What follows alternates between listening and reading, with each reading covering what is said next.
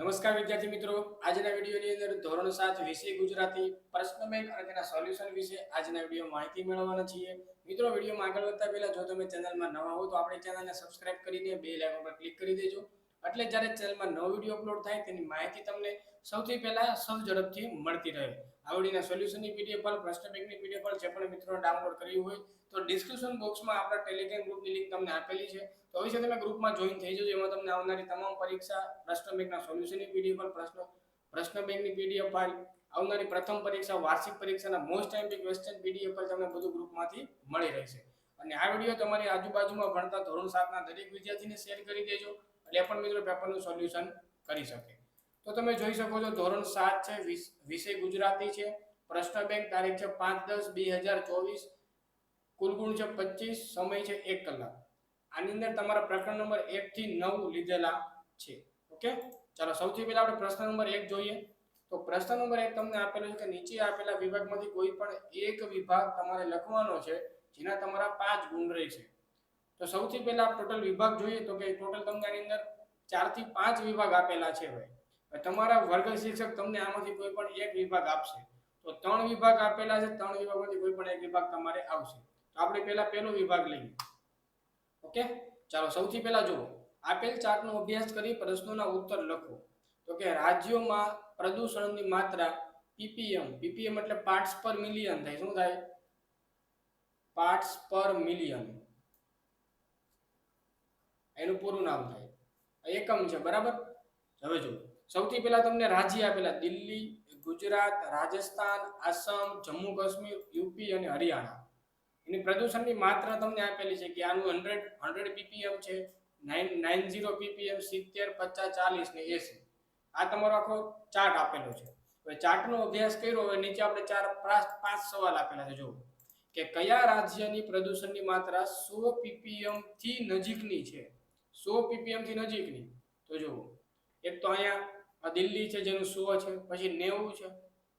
તો તમે લખી શકો છો કે ભાઈ કયું રાજ્ય, પહેલા પ્રશ્નમાં જવાબ શું હોય તો કે દિલ્હી, રાજસ્થાન અને હરિયાણા.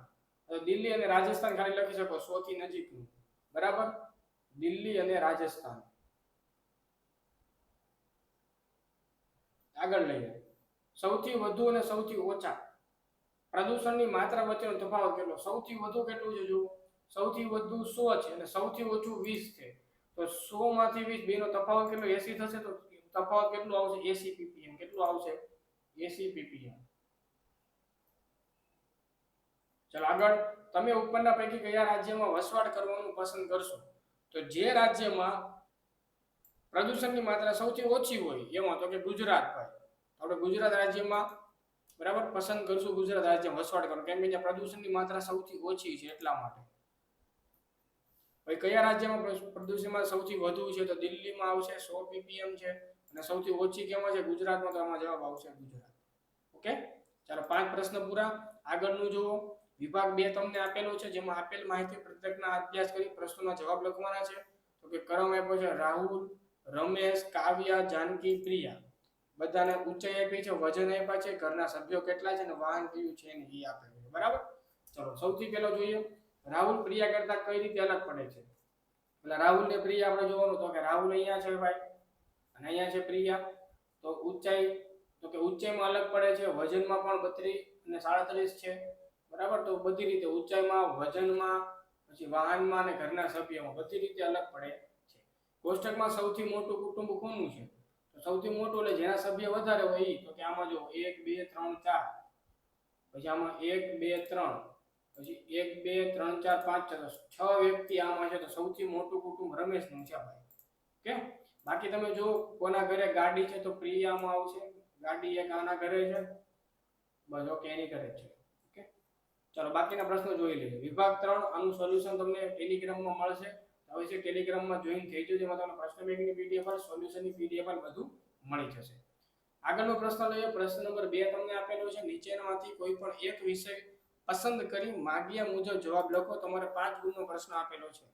તો કે નીચેની વિગત આધારિત સંવાદ લખો. તો બે બહેનપણીઓ ઘણા દિવસે એકબીજાને મળી છે, તેનો વિગત સંવાદ તમારે લખવાનો. પછી નિબંધ લખવાનો છે, વિગત નિબંધ લખવાનો છે. તો કે મોબાઈલની મજા. અને પત્ર લેખન જે એમાં તમારે પ્રવાસનું વર્ણન કરતો પત્ર તમારા મિત્રને લખવાનો. આ ત્રણમાંથી કોઈ પણ એક પ્રશ્ન તમારા વર્ગશિક્ષક તમને આપશે જેના 5 ગુણ રહેશે. આનું સોલ્યુશન પીડીએફ ડિસ્કશન બોક્સમાં ટેલિગ્રામની લિંક આપી છે, ટેલિગ્રામ ગ્રુપમાં જોઈન થઈ જજો. એમાં તમને પ્રશ્ન બેંકની પીડીએફ ફાઇલ, સોલ્યુશનની પીડીએફ ફાઇલ મળી રહેશે. ચાલો પ્રશ્ન નંબર 3 આપેલો છે. નીચે આપેલા વિભાગમાંથી કોઈ પણ એક વિભાગ પસંદ કરી જવાબ લખો. ચાલો ટોટલ તમને કેટલા વિભાગ જોઈએ? વિભાગ 1, વિભાગ 2, વિભાગ 3. તો કે 3 વિભાગ આપેલા છે, એમાં તમારે કોઈ પણ એક લખવાનો છે. તો સૌથી પહેલા વિભાગ 1 લઈએ. તો કે નીચેનામાંથી નામયોગી ઓળખાવો. તો નો, ની બધા નામયોગી અવયવ થઈ ગયા. પછી બહેન ટપાલ મારફત રાખડી મોકલી હતી. નામયોગી અવયવ શું થશે? બહેને, નો, ની, નું ના ને. બહેને ટપાલ મારફતે રાખડી મોકલી હતી, તો શું આવશે? ને.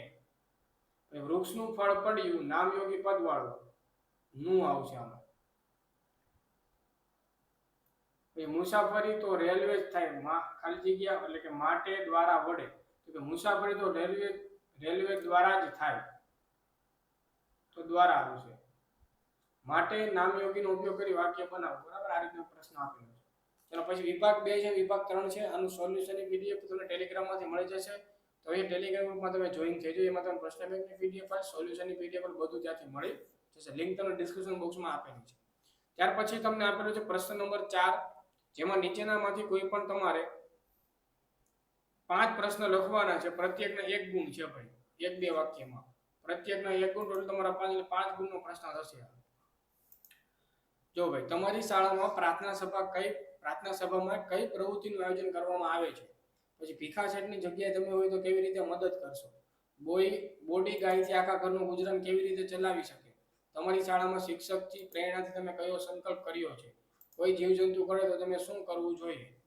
ઓકે, તમને આમાંથી ટોટલ 15 સવાલ આપેલા છે. આ 15 સવાલમાંથી તમારા વર્ગ શિક્ષક તમને કોઈ પણ 5 પ્રશ્ન આપશે અને જવાબ તમારે એકમ કસોટીની બુકની અંદર લખવાના થશે.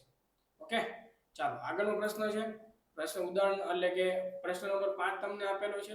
આપેલ શબ્દોમાંથી કોઈ પણ 5 શબ્દના અર્થ આપી તેને આધારે વાક્ય બનાવો. ઓકે, સમ તો સમાન, પછી સોગંદ તો કોઈ પણ 2 વ્યક્તિ બધી બાબતમાં ક્યારેય સમાન હોતી, સમાન વાક્ય આવી ગયું. ઓકે, એ રીતના વાક્ય તમે જુઓ. એક ઉત્તર આપેલું છે, કન્યા છે, કર્ણ છે, કાળ છે, કાંટો છે, ભણી છે, અર્ક છે, અંતર છે, કર છે, અંબર છે, પછી અંક આપ્યું છે, અજ છે, વાર છે, દ્વિજ છે અને અંગ છે. ઓકે, આ રીતના બધા તમને વાક્ય આપેલા છે. આમાં તમારે કોઈ પણ 5 આવશે. આનું સોલ્યુશન માટે ડિસ્ક્રિપ્શન બોક્સમાં લિંક આપેલી છે. અવશ્ય લિંક પર તમે ક્લિક કરીને પ્રશ્ન બેંકની પીડીએફ પર, સોલ્યુશનની પીડીએફ પર તમે ડાઉનલોડ કરી શકો છો. મિત્રો, આ તો ધોરણ 7 ના વિદ્યાર્થીઓને ગુજરાતી પ્રશ્ન બેંકના સોલ્યુશન વિશે વાત. વિડીયો ગમે તો વિડીયો લાઈક કરો, શેર કરો, ચેનલ સબસ્ક્રાઇબ કરો. મળીશું આવનારા વિડીયો. બધાને good bye, good luck, thank you.